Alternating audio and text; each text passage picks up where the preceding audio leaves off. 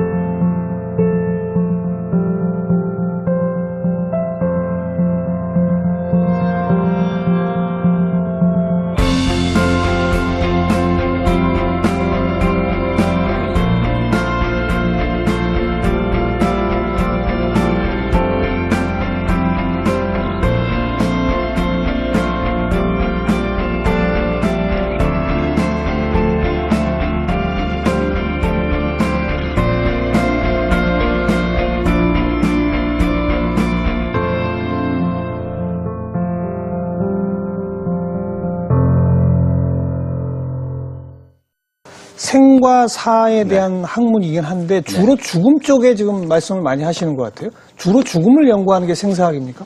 죽음, 그러니까 삶만 연구하는 건 일반 학문이지만 우리 죽음부터 연구해서 삶으로 가는 겁니다. 방향이 거꾸로군요. 죽음 이해가 삶을 바꾼다는 그런 관점에서 삶을 보다 더 의미 있게 살기 위해서 세속적인 삶 태도를 안에서만 얘기하면 뭐 조금 이렇게 좀 진부할 수가 있고 새롭게 게 제기될 수가 없는데 죽음으로부터 다시 삶을 보는 거니까 많은 것들이 바뀔 수가 있죠. 그럼 바로 들어가 봅시다. 개념 정의부터 해야죠. 예. 죽음이 뭡니까? 죽으며 글쎄 제가 그 하고 싶은 이야기를 하면은 좀 못 알아듣는 게가 쉬워요. 어떤 건데요? 죽음 정의. 그러니까 제가 하고자 하는 얘기가 죽음 정의 해보자는 얘기를 제가 평소에 많이 합니다. 근데 우리 사회에서 죽음 정의가 과연 어떻게 돼 있느냐?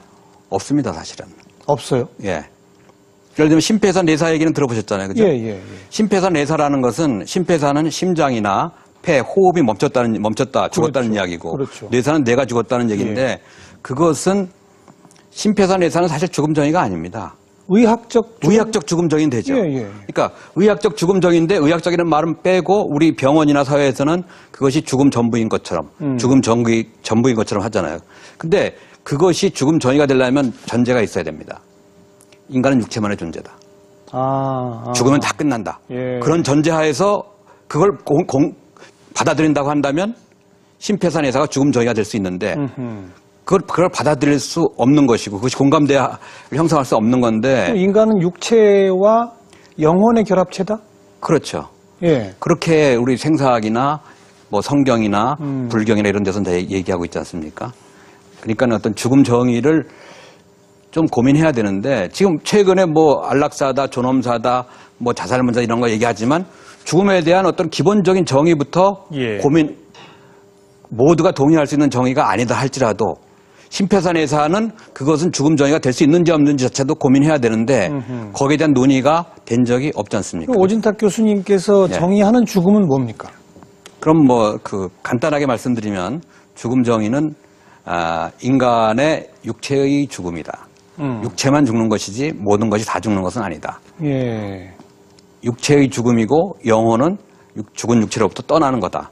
이렇게 얘기할 수 있습니다. 죽음 정의나 혹은 사후세계나 할 때 그것을 좀 열린 토론, 열린 식으로 논의하자. 예. 사실은 죽음에 대해서 이렇게 저렇게 얘기하는 사람 대부분의 사람들 모르는 겁니다. 그거를 또 경험하지 않았고 단지 이제 자기가 추측하고 자기 주장을 내세우는 건데 그것 좋지만 그렇게 조금 식자층이라든가 교수라든가 의사라는 사람들이 그렇게 얘기하니까 일반인들은 또 헷갈리잖아요. 그죠? 예. 그런 식으로 특정한 결론을 내리지 말고 인간의 육체만의 존재라든가 이런 식으로 열린 식으로. 궁극적으로는 인간은 자기가 아는 것보다 모르는 게 많은 거니까. 그러면 예.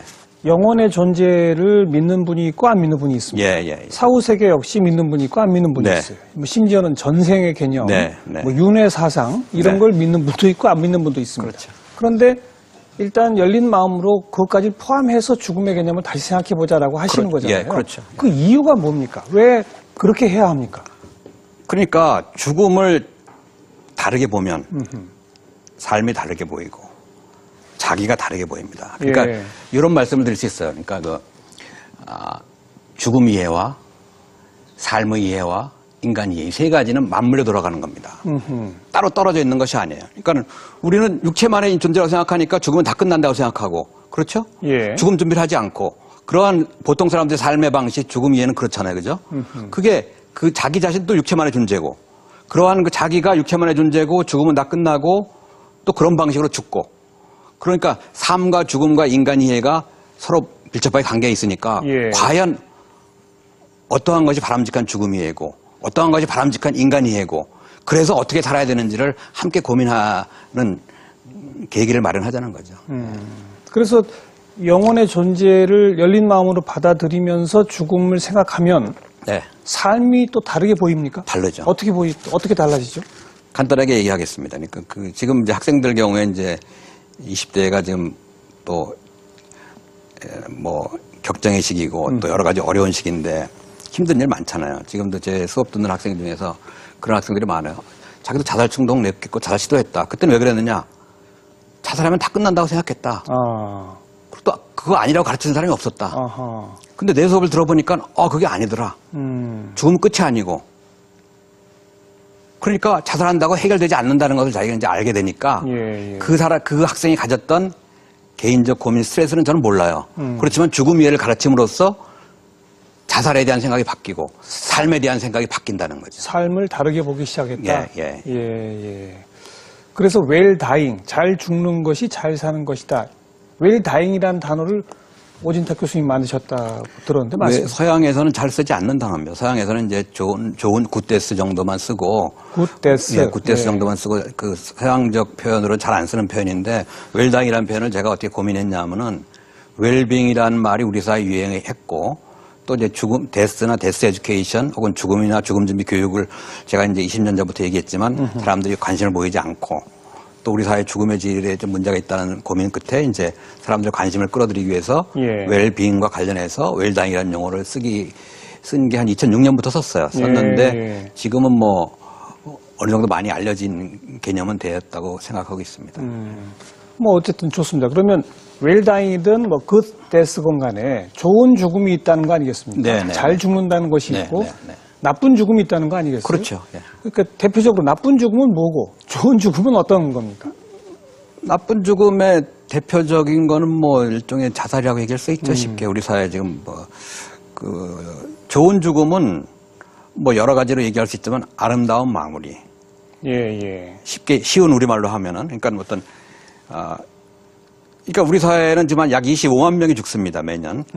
그 중에서 15,000명이 자살이고 25만 명이 죽는데 그 중에서 아름답게 마무리하고 가족하고 작별 인사하고 또 편안하게 죽고 있는 사람들이 얼마나 될까 했을 때 1%도 안 될 겁니다. 그죠? 또 죽음이 뭔지도 정확하게 이해하지 못한 상황이고 그러니까 자기가 죽음이 뭔지 모르니까 자기의 임종을 받아들일 수 없는 경우가 대부분이니까 아름다운 마무리라고 할 수가 없죠. 상당수가 요즘은 병원에서 돌아가시잖아요. 그렇죠. 예, 병원에 죽죠. 병원에 죽는데 또 하나 문제는 병원에서 죽는데 병원에서 죽어가는 임종 환자를 보살피는 사람이 의사와 간호사잖아요. 예. 그 사람들이 죽음에 대해서 배운 적이 없습니다. 심폐사와 내사만 배웠지.